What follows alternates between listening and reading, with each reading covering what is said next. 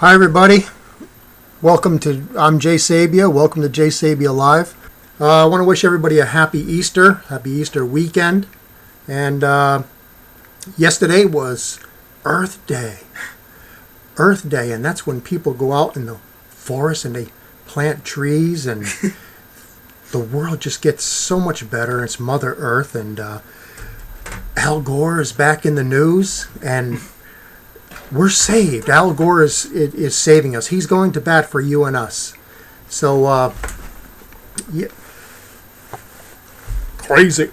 I'm Al Gore, and I believe that if we just reduce our carbon emissions. You know what carbon emissions come from? They actually come from breathing. They come from cow farts and everything else. And it's just, what does he want us to do? Stop breathing? Al Gore, how about if you stop burning all the electricity at your house and stop driving all around the world in those big private jets to fly your big buffoon ass all around the country? Excuse my language, but the truth is the truth. Some announcements I just want to get out of the way real quick. Things are going to get a lot better as far as gas prices. They're going to really go down because we've got somebody in our corner. Obama's going after the speculators. And yeah, that'll do it. But no, I mean, come on, people. If we just drilled more in this country and took advantage of our natural resources, we would never have to depend on another country again. The politicians, it doesn't matter, Democrat, Republican, crybaby Boehner up there in Washington, boohoo Boehner, as I call him. If we, it's not going to help. It's not going to help. I want to mention too that last week there was a couple of shout outs to Larry Pellegrino, Gail Ann Messina, and Mark Smirgoloni, the Smurg. Anyway. Oh, and I want to mention my neighbors. The reason I'm mentioning my neighbors is because they're also the uploaded version with pictures of my neighbors, and you'll see why I do not worry about leaving my house unattended. Thank God for neighbors who are law-abiding gun carriers. So now I'll turn over to my news page. The big news. Something funny happened this week. On American Idol, Stefano went home. I like Stefano. I think he was good. The rest of the people in my house don't think that, but I thought he was good. He brought a little soul to the show there. But I do not understand. He was so happy to be kicked off the show. I was just like, what's up with that? I mean, maybe he's got somebody ready to sign him for a music contract, but the guy was real happy. Well, look at some of the previous Idol contestants. All the ones who go home and don't win are the ones who actually do good, the ones you hear about. Yeah. And of course, Pia was kicked off. I was really surprised about that. Sometimes I guess it's just a bad night where the numbers don't add up in your favor. It doesn't mean that anybody in the top 24, I mean, they're all good. Obama is on Facebook now. He's gonna be there every week. Pretty much. Obama on Facebook. They're town hall meetings. Whatever the heck that means. Yeah, town hall meeting means they hand select the people to ask the right questions. We'll be talking about something that has been happening to a lot of my friends. I'm 55 years old. A lot of my friends look a lot older than they really are, and that's why I would like to raise awareness of a disease. It's called AG. AG very serious. It's a very serious disease, and if you know somebody with AG, please contact us so that we can give you some support and tell you where to go for some help. AG stands for accelerated age. It's very serious. Accelerated aging. It's a very, very serious thing here. But speaking of Obama, he had a call with Steve Jobs this week. It seems he likes the new supposedly the new phone tracking system in the what do you call them, the iPhones. Well, actually, it's nothing new. It's just one of those things that it's common sense. It's right there in front of your face, but people don't realize it's going on. Because every phone, every tablet, every device in the world, even your desktop or notebook computer, it tracks where you go to use location-based services, such as, there's a deal at this restaurant down the road, or things such as Twitter or Foursquare. And the thing is, people, it's like they don't realize that this has been going on. I mean, how do you think you use GPS on your phone? You use Foursquare, geotagging, and pictures, and Twitter, and everything else. So it's nothing new. Well, what's this thing, Foursquare, where it tells people, it follows you in your phone, right? Like a GPS. Right. It tells people where you are. And you can post pictures where you are. You can, or it does for you. You can. You can. All right. Wait. If I were a hitman, I would love this technology because you wouldn't have to look for anybody. You just look up on, Foursquare. So, dude, see, if a hitman is after you, you are toast in just a couple of minutes. You know, I don't know. Maybe because I'm Italian. Hey, maybe because I'm Italian, I like that new technology. Hey, What's that? It was well. That's the way some of my relatives talk when they came over from the other country. They do that? They do that. You've seen that. You've seen that at some family gatherings. Both sides. Did you see what I just did with my hands? Yeah. How come? We don't get that, huh? How come? Look at that. I have less hair now. A little bit of compromise will destroy you. What the heck are you laughing at? No, I just hear all this noise outside. It's like we're doing a show here. Someone's breaking the neighbor's house. Nobody's breaking into my house because I have neighbors with guns. Do you hear that? No, I didn't. Oh. Okay. But I've seen some interesting posts where they're getting ready to take care of. Yeah, they're getting ready to take care of us, all right. Where they're talking about attacking the gun laws.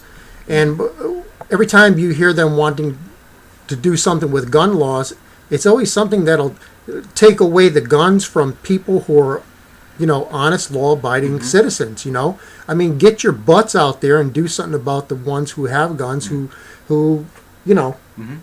shouldn't have guns. Don't be taking our rights away, Our country could never be attacked. This is from top generals of other countries. They say America could never be invaded.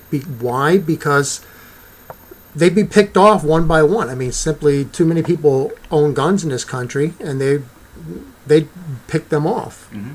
Against the smokers here, this, that. I don't. We have a call from Gary. Okay. Hello? Hi, Jay. It's Gary Foley. Hey, Gary Foley. How you doing? Remember me? I remember you. How you doing? Yes. I have ESP. You have ESP, extrasensory perception. Yes. You called me tonight to talk about gun laws.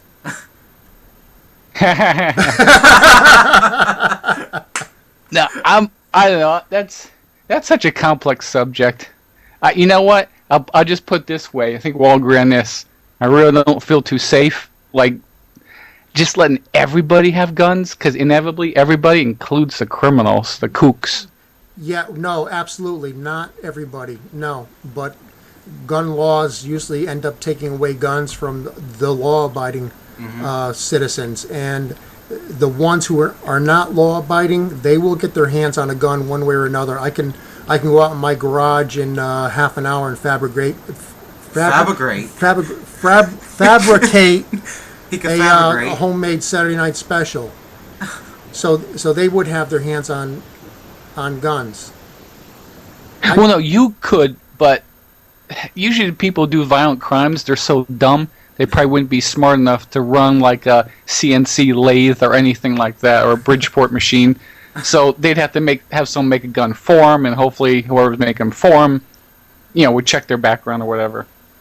Well, then we would just, make a law giving the death penalty to anybody who shows them how to make a gun. I'm just being facetious here.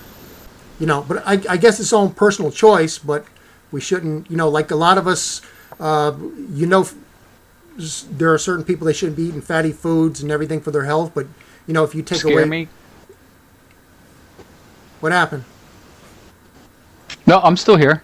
Oh, it's like I'm listening. If you took away people's rights to eat fatty foods, when are they going to come after your other rights?